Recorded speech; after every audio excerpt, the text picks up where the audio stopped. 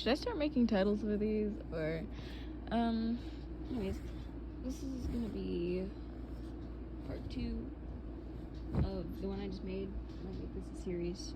Who knows?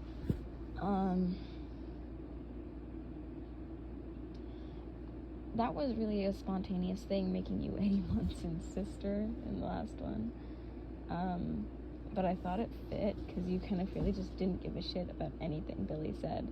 And I feel like it pissed him off. And I feel like Eddie would piss Billy off if they were in the same season line. Season line, what the fuck? If they were in the same seasons, and if Billy met Eddie, I think Billy would have been pissed off at Eddie a lot, kind of like Jason. But I think after having that traumatic experience, I think he would act like an asshole, but everyone knows deep down that he kind of cares just a little bit. Anyways, I'm ranting. Anyways, this is part 2 of the Billy one I just made. I'm thinking of making it the title really simple if I make one.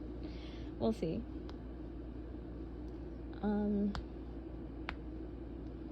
After this, there's going to be an Eddie one. Then if I'm not bored as hell, I might make a Steve. Alright, here we go. Just like you said, you were in the same parking spot as yesterday. You hear the same blue Camaro pull up, and you see those same red hair pop out of the car and the same blonde mullet. You see the redhead skate over to you and give you a quick good morning and start up a short conversation. She tells you that you have a few friends: Dustin, Will, Lucas, and Mike. Shit, did I ever get anyone? No, I didn't. No. Yeah, I'm sorry. I'm zoning.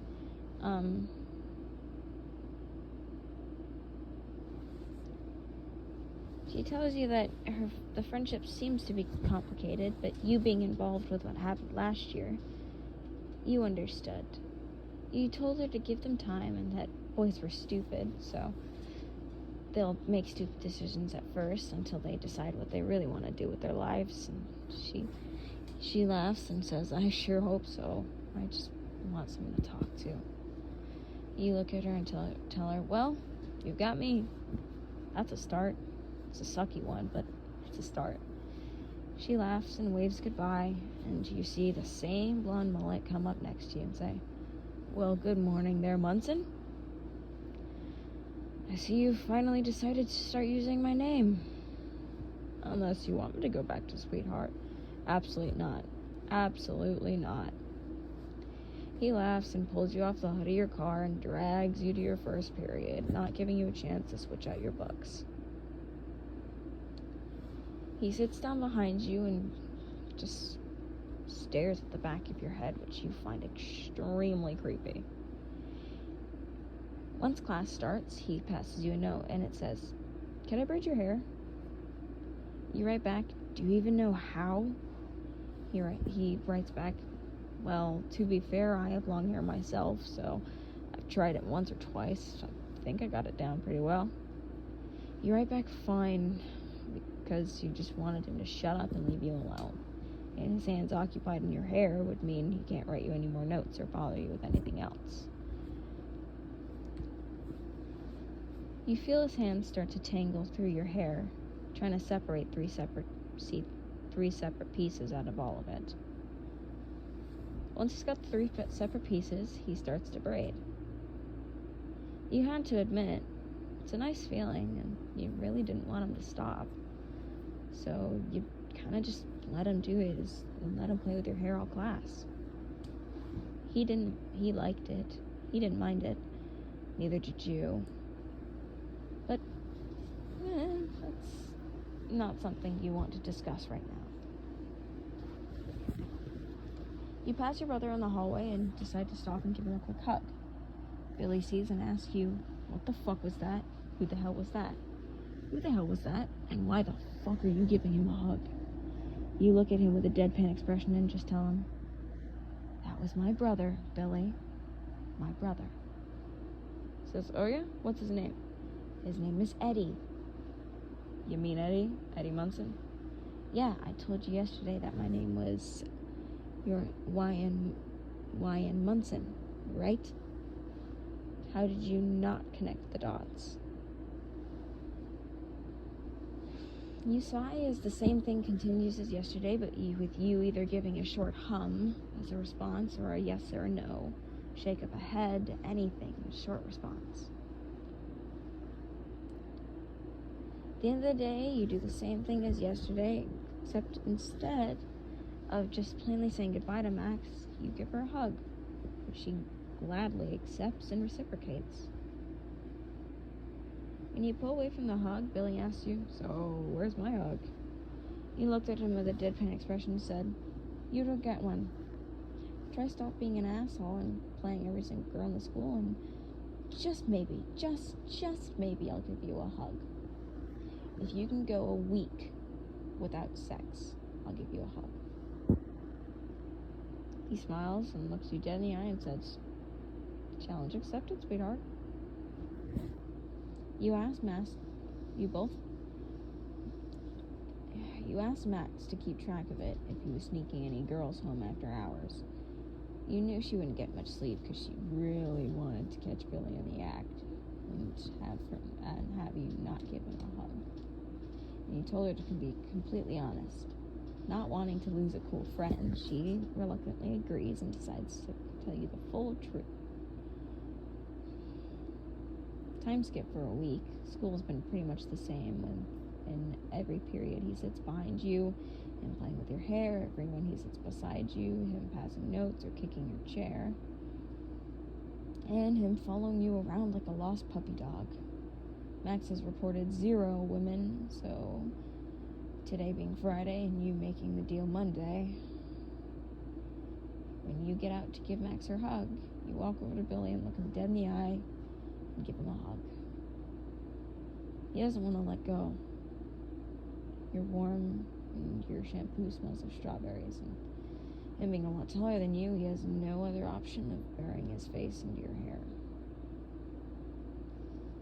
He really doesn't want you to pull away, but you were so tired from school that day, and he knows because he was with you all day. He saw how exhausted you were, so he patted your head and said, "Go home, take a nap, eat something, and go to bed. Okay?" You nod your head and give Max one last pat on the head before you get in the car and go home and do exactly what Billy told you, because that's what you were planning on anyways.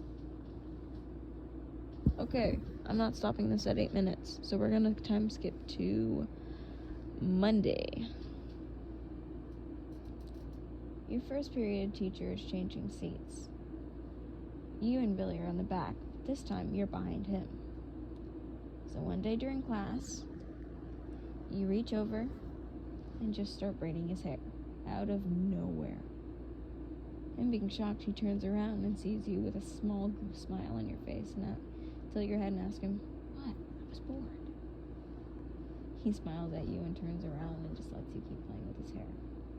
Eventually, his head dips back and his eyes close and his breathing steadies. He's asleep. You taking the opportunity, you put his hair in pigtails. Only half of it, though. So it's more of a half up, half down kind of vibe.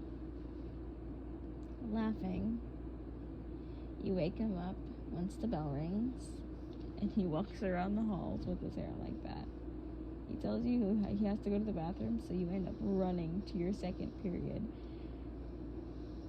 Once he makes it into the bathroom and looks in one of the mirrors, he sees the pigtails and just gets so mad. He takes the pigtails out, does his business, and then goes out to find you not there anymore. Knowing where you had run off to, he goes to his next class and sees you sitting there with the most innocent look on your face. He sits beside you in this class, so you were safe for now.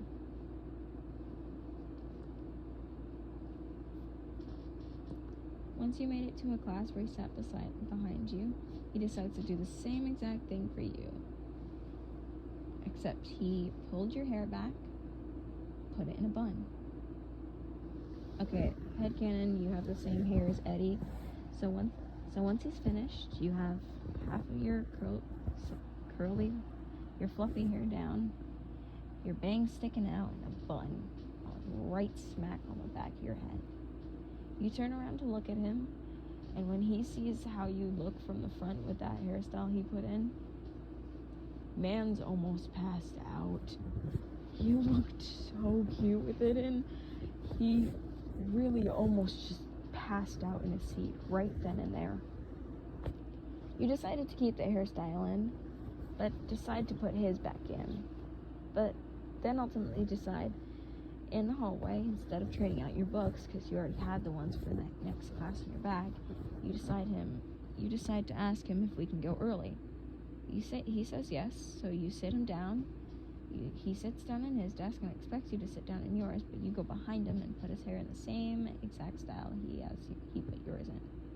You take his original two front curls out, and look at him and just stick him a thumbs up, and smile, and tell him, now we're even. So you sit down, and it's the end of the day, again. You sit down for, I'm just gonna say it's last period. I don't know. It's already 11 minutes long. Fuck.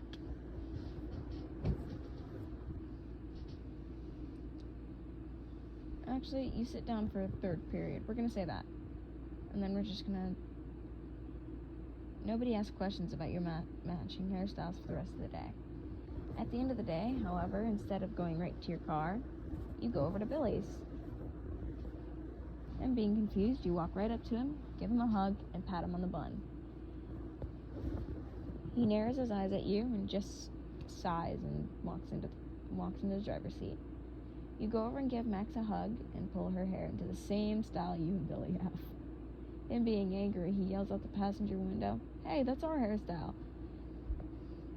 You look back at him and laugh. "Not anymore, beach boy." He sighs and just lets Max in the car, and they go home. You get in your car and laugh, seeing his angry expression through his own rearview mirror. Knowing you might have royally pissed him off, you didn't care. He knew it was a joke. You knew it was a joke. Max, however, was extremely, extremely confused.